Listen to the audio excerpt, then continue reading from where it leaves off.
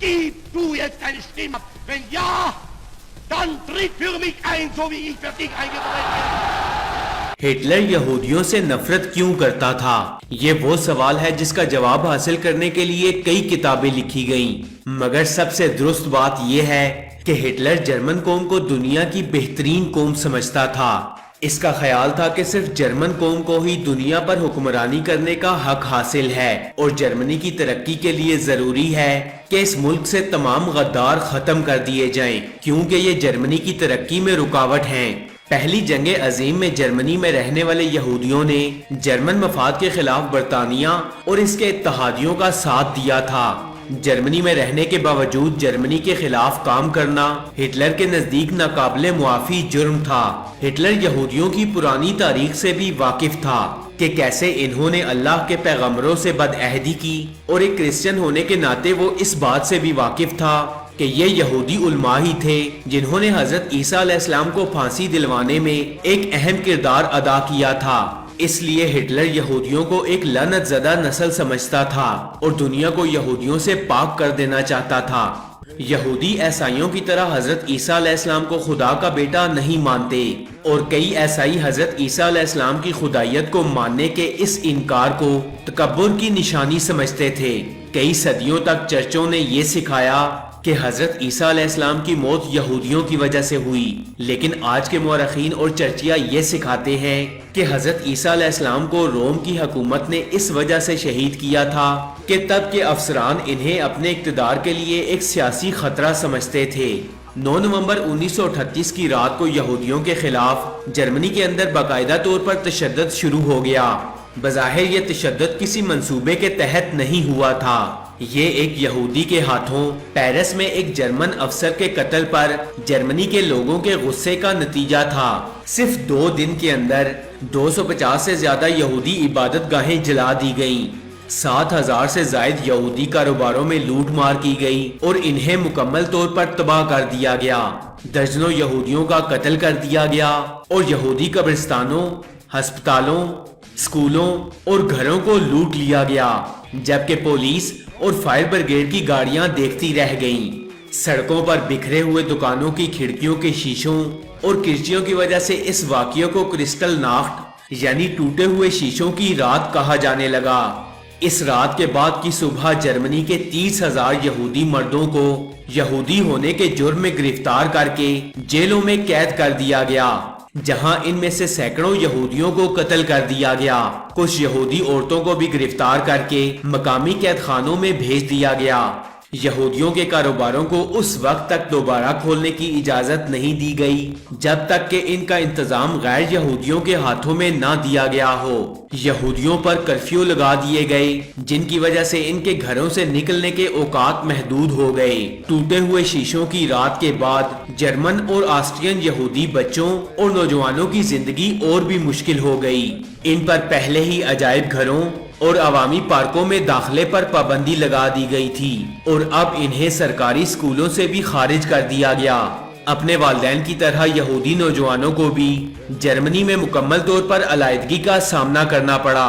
Hitler نے یہودیوں کا گھیرا اتنا تنگ کر دیا کہ کئی یہودیوں نے خودکشی کر لی۔ زیادہ تر خاندانوں نے تو بھاگ جانے کی بھی بھرپور کوششیں کی۔ 17,000 کے قریب پولش یہودیوں کو جرمنی سے نکال کر باہر کر دیا گیا۔ یہ سب ان کی جرمنی کے خلاف سازشوں اور پرتشدد حملوں میں ملوث ہونے کے بعد کیا جا رہا تھا۔ 7 نومبر 1938 کے دن پیرس کے اندر جرمن سفارتکار کو گولی مار کر ہلاک کر دیا گیا۔ اس کے بعد یہودیوں کی نشاندہی کر کے انہیں سرکاری عہدوں سے برطرف کر دیا گیا۔ ہٹلر کے چانسلر بننے کے 2 مہینے بعد یعنی اپریل 1933 میں منظور کیے جانے والے قوانین کے ساتھ انتظامیہ کی تزہیر بھی شروع ہو گئی تھی۔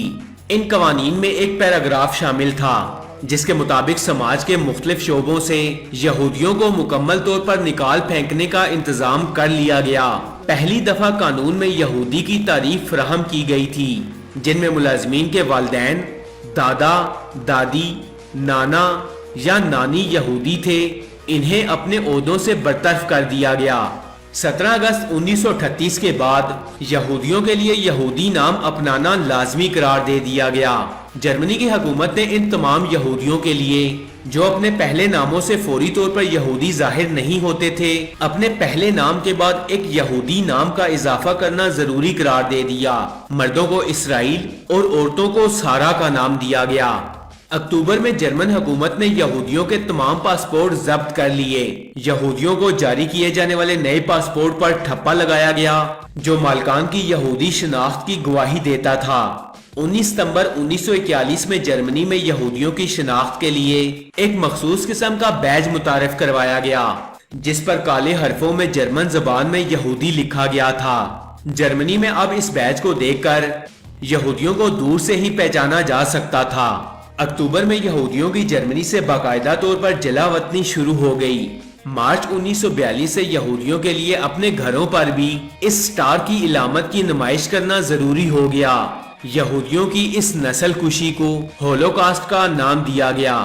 ہولوکاسٹ ایک ایسا لفظ ہے جس کے استعمال پر پابندی ہے۔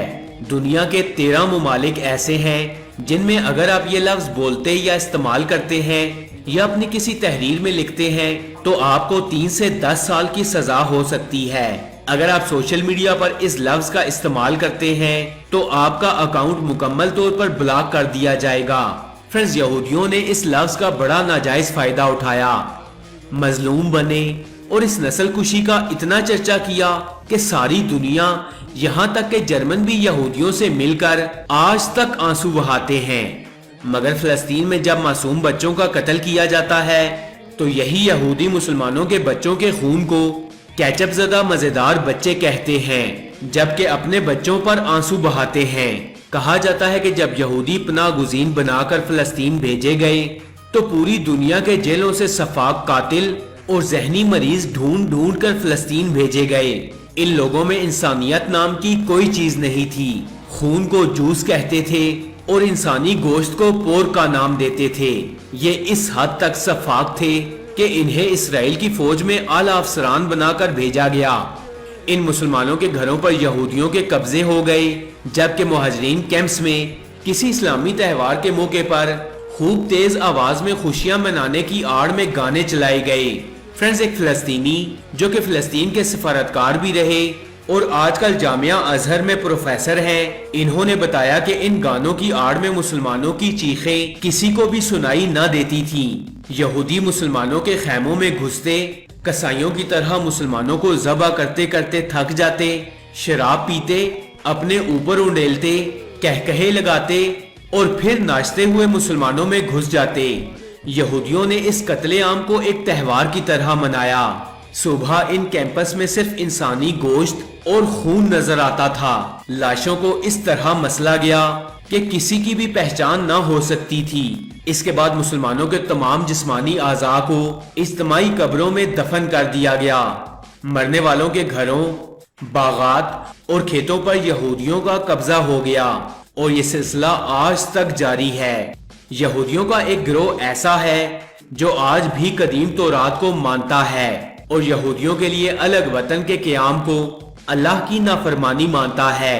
ان کے مطابق دنیا ختم ہو جائے گی اور دنیا پر اللہ کا عذاب آ جائے گا اگر یہودیوں نے اس کی نافرمانی کر کے اسے ایک الگ وطن بنا لیا۔ اور یہ یہودی آپ کو اکثر دیوارے گریا پر اپنا ماتھا رگڑتے اور روتے ہوئے ملیں گے، مگر یہ لوگ آٹے میں نمک کے برابر ہیں۔ یہودی دنیا کے سامنے مظلوم بن کر ہمدردیاں سمیٹنے والے جنونی لوگ ہیں، درندوں سے زیادہ سفاک ہیں اور یہ اپنا مقصد کبھی بھی نہیں بھولے تھے۔ یہودیوں کی جس عالمی سازش کو نازیوں اور رشین لوگوں نے بے نقاب کیا تھا اور جسے روکنے کی کوشش کی تھی، یہودیوں نے پیر جماتے ہی اس پر کامیابی سے کام کرنا شروع کر دیا ہے۔